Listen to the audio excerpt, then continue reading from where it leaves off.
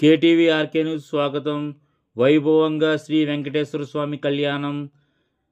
స్థానిక నాళం భీమరాజు వీధిలో వెంచేసి ఉన్న 174 వేల శ్రీ లక్ష్మీ సిద్ధి వినాయక ఆలయం వద్ద గణపతి నవరాత్రి ఉత్సవాలు వేడుకలు ప్రారంభమైనాయి. విషయం తెలిసిందే. ఈ వేడుకల్లో భాగంగా ఆదివారం రాత్రి వెంకటేశ్వర స్వామి వారి కళ్యాణం వైభవంగా జరిగింది.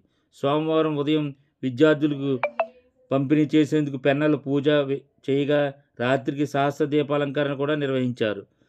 ఆలయ కార్యక్రమాల్లో రాజమహేంద్రవరం సిటీ ఎమ్మెల్యే ఆదిరెడ్డి శ్రీనివాస్ భక్తులకు అధిక సంఖ్యలో హాజరైన స్వామివారిని దర్శించుకుని పూజలు చేశారు.